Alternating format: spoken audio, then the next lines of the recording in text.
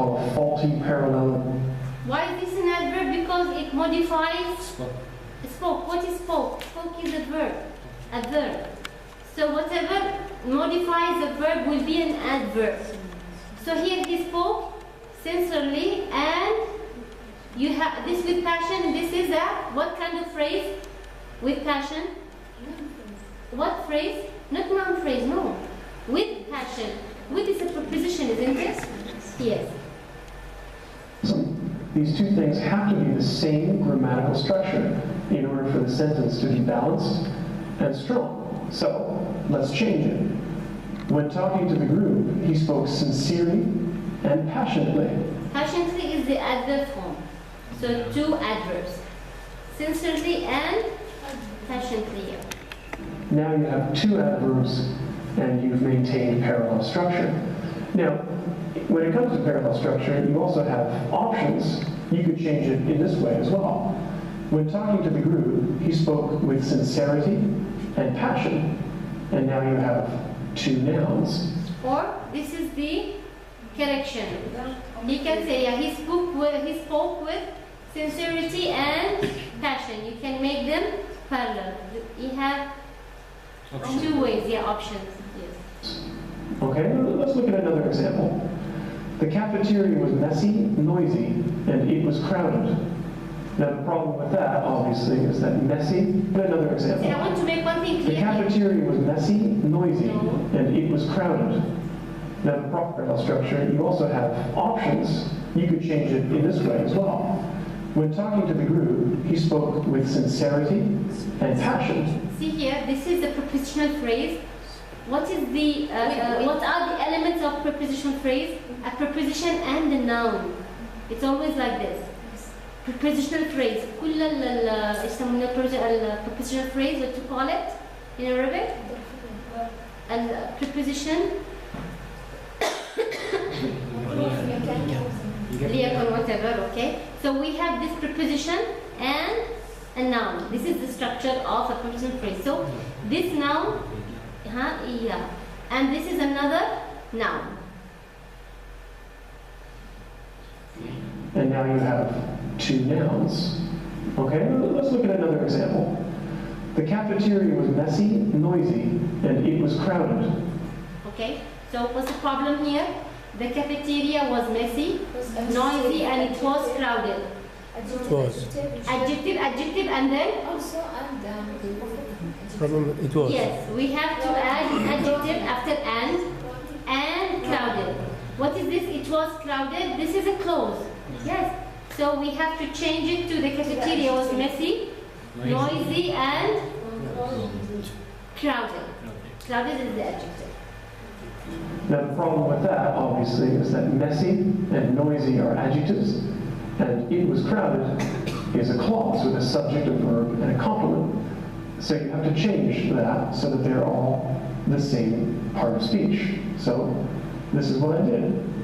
The cafeteria was messy, noisy, and crowded. Okay, just so we're clear, let's try one more example. Trying desperately to find his keys, he looked in his bedroom, the sofa, and on the kitchen counter. Okay.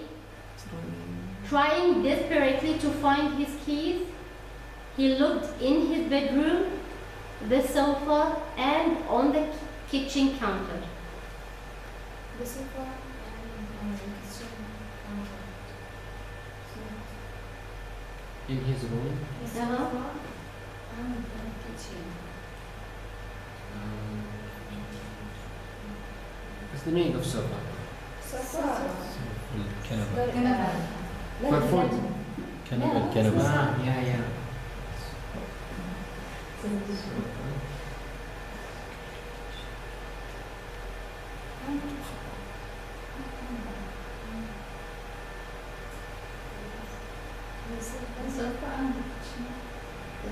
So what is the problem? We have. The sofa counter and the kitchen. Huh? What about the sofa tourist? and the kitchen. The sofa on the kitchen. The sofa And the sofa. what's the problem with the sofa? We drop it. We can add a preposition. Can we add a preposition? Because the sofa is a noun phrase. But In the bedroom, this is a prepositional phrase. On the kitchen counter, this is also another prepositional phrase, isn't it? Yes. So we have, he looked in his bedroom, in is a prepositional phrase. The sofa is a noun phrase. And then we have on the kitchen counter another prepositional phrase. So you have to use prepositional phrase throughout or noun phrases throughout. Yes? So, Okay, if I On say the sofa. looked in the bedroom, in the bedroom, the sofa, noun phrase. On the On the sofa. On the sofa. The sofa is a noun phrase. In the kitchen is a prepositional phrase. On the sofa. on the sofa. Now, similar to the first two, the problem here is that one of these items is not the same as the others. So you have in his bedroom, the sofa, and on the kitchen counter. You have two phrases and one noun. So you have to change it so that they are all prepositional phrases, like this. Trying desperately to find his keys, he looked in his bedroom, under the sofa, and on the kitchen counter. Okay? Okay. Now sometimes parallel structure is easier to notice than others. Take a look at this sentence. Even pause the video for a moment and take a good look at it and decide what's the mistake with parallel structure here. University students use the internet to research essay topics. Business people use it to hold video conferences. And it is used by teachers to deliver homework assignments. Yes. What's the problem? University students use the internet to research essay topics.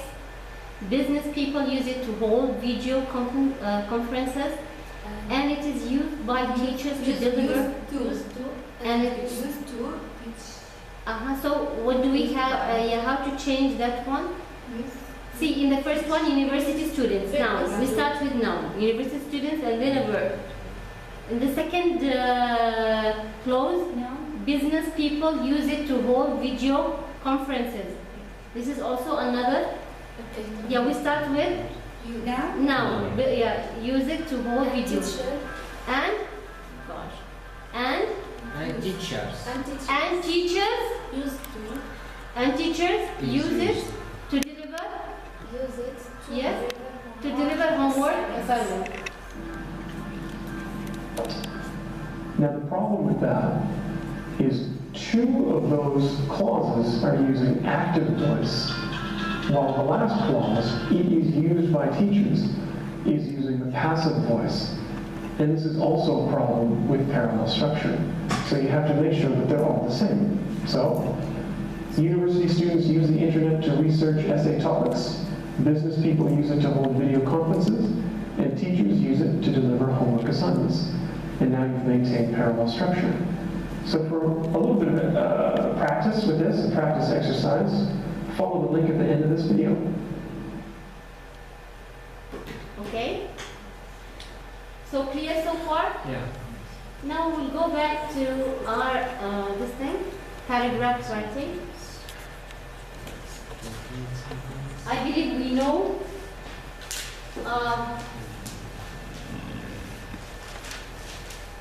paragraph writing. 3 elements to consider when you write a paragraph. What are these elements? Topic sentence, supporting sentences, and the concluding sentence.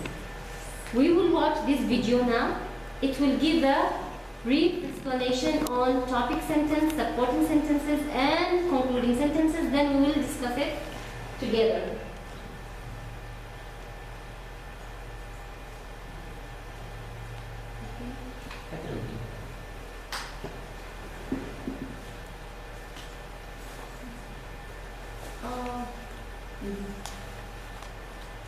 And I believe you like Richard. You like his language. It's clear.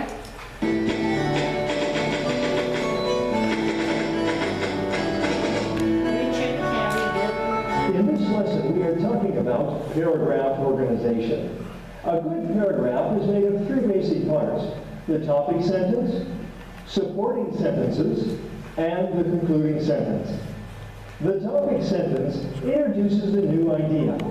The supporting sentence tells the reader more about the topic, and the concluding sentence restates the topic and adds a closing remark.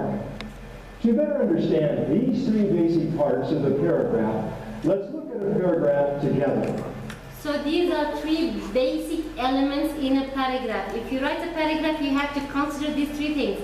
Topic sentence, and you have to know how to write a correct and clear topic sentence, and then supporting sentences. They have to follow the topic, and then finally you have the concluding sentence. As I read, try to identify the topic sentence, the supporting sentences, and the concluding sentence. On the Northern California coast live some of the tallest and oldest trees in the world. Visitors come each year to see and experience the giant redwoods. Many of these trees are taller than 350 feet, 107 meters. In fact, the tallest tree, named Hyperion, stands at a height of 371.1 feet, 113 meters. Not only are these trees some of the tallest in the world, but they are also some of the oldest. Their age has been estimated at 2,000 to 2,500 years old.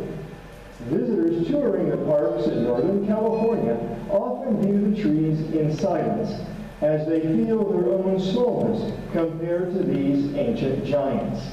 Were you able to identify the three parts? The first sentence in the paragraph is the topic. So, topic sentence where?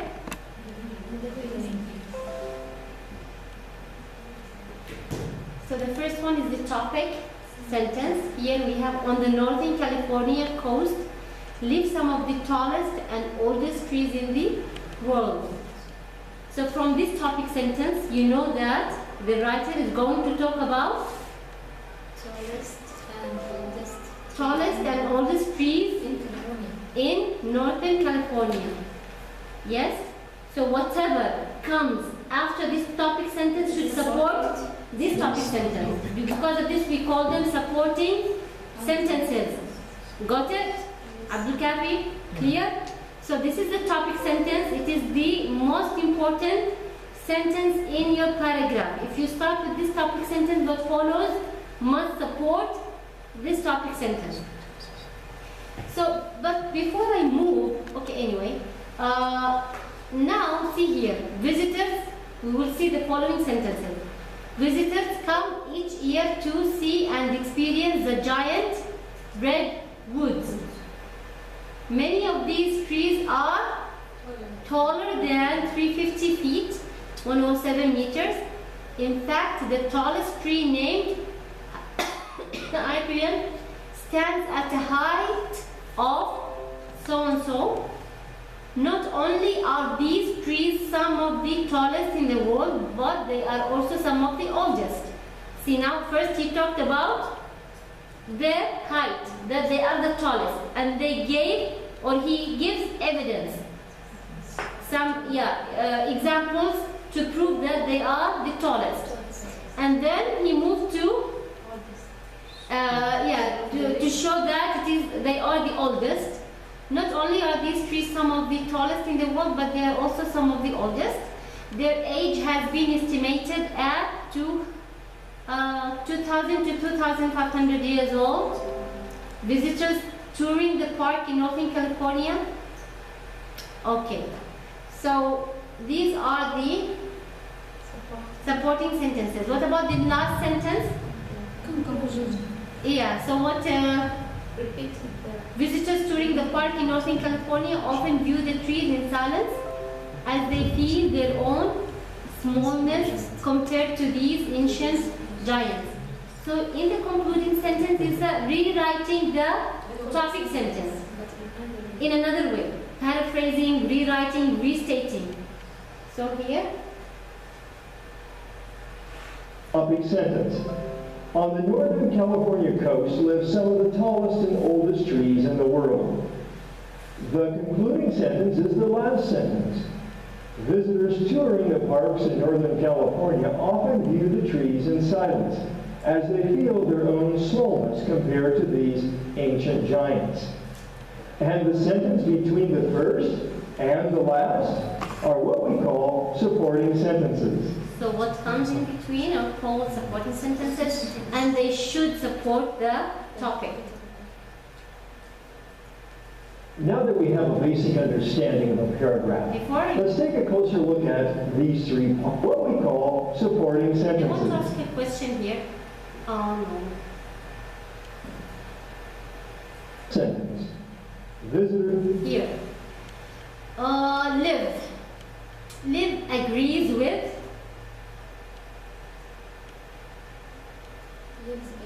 I want to know live here. Is it correct? Wrong? If wrong, why? If correct, why? Live is a verb and it agrees with the subject. We learned this thing, yes? Subject-verb agreement. So where is the subject here? Trees. On the Northern California coast? Trees. Live, yeah, trees. The verb here agrees with the noun trees. Trees is plural, so the verb is plural. It is not agreeing with Northern California coast. Yes? Okay. And here, not only. See, this is a negation, negative, yes? Tallest. Yeah, no. Here we started with are and then these. See, this is not the order. This is not the usual order of sentence in English. In English we start with these, with the pronoun or the subject and then the auxiliary. Yes? But because the sentence started with a negative, not only, the auxiliary and the subject are inverted. Are comes before these. We will take this later. Those Okay. touring the parks in Northern California often view the trees in silence, as they feel their own smallness compared to these ancient giants. And the sentence between the first and the last are what we call supporting sentences. Now that we have a basic understanding of a paragraph, let's take a closer look at these three parts. The topic sentence usually appears in the first or second sentence, but sometimes it may appear in the middle or at the end of the paragraph. The topic sentence does two things. First, it tells the reader what the new topic is.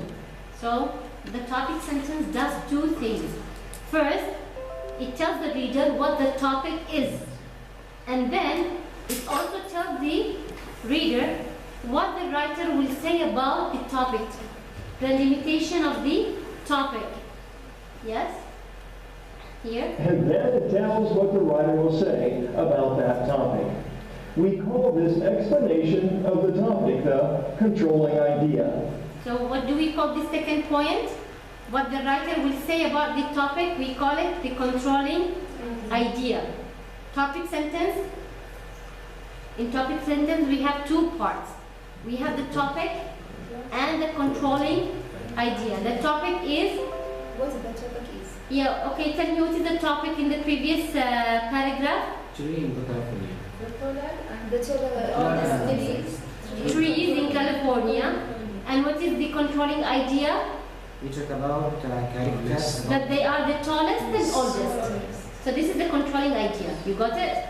So the topic was trees in California, and the controlling idea, tallest and oldest. Okay. So we can say a topic sentence is a topic plus a controlling idea. Now let's look at some examples of topic sentences. In each of these sentences, apples is the topic. The controlling idea tells what the writer will say about that topic. So here we have the same topic and different controlling ideas. The topic is apples. Controlling ideas here are good for health. So he will talk about health. Apples are exported to Asia, how they are exported and what happens during this exportation. Apples are grown in colder climates, where they grow and how this cold climate. So you got now the idea of controlling idea. So we have topic and we have controlling idea. This makes the topic sentence. In every paragraph. Huh? In every paragraph. In every paragraph, you have to have a topic sentence.